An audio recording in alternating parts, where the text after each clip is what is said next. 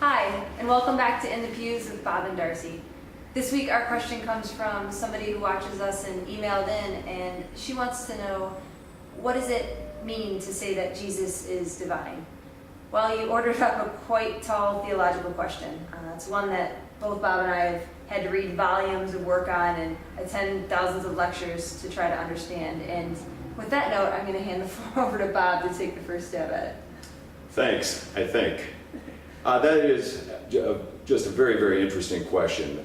As I was thinking about it last night, I decided to go to the dictionary and look up what the definition is of divine. And when you look in the dictionary, it says that divine means of, relating to, or directly proceeding from God. So even as we begin to talk about Jesus as divine, there are different ways that we could view what his divinity really means. It's a good start, and I would have to say that I would view Jesus' divinity as directly proceeding from God. Because for me, the mountain of scriptural evidence that says that Jesus had beyond human powers is too much to ignore. Now you can argue with each of these miracle stories individually. You could say, I don't think Jesus really walked on water, or I don't know about that virgin birth, or I don't know if he healed that person in that way. But if you just take the mountain of things that Jesus has done in his ministry that were clearly beyond human, in my mind there's not a doubt that Jesus was truly the Son of God and had these beyond human abilities because of his divinity. Well, I agree with you in that I see Jesus as well as the Son of God. I don't question that at all. But I tend to move toward, in the definition anyway, of divinity, toward the of or relating to God. Okay.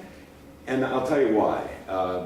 When you think of the New Testament and how it was all put together, remember that it was the Apostle Paul that really wrote his letters to the churches way before the Gospels were ever written. The Gospels tended to come a little later.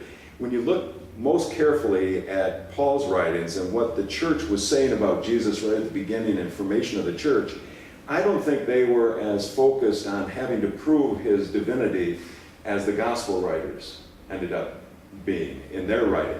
As a matter of fact, one of the places in the letter to the Colossians, Paul is describing Jesus, and he says that it's Jesus that kind of portrays the whole fullness of God. In him, he says, the fullness of God is made known.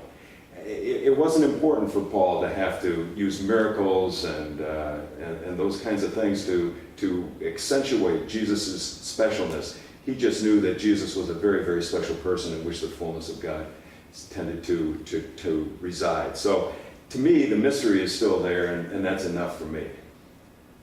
It's an interesting question because when the scriptures that Bob is talking about were going back and these writers were trying to prove the divinity of Jesus.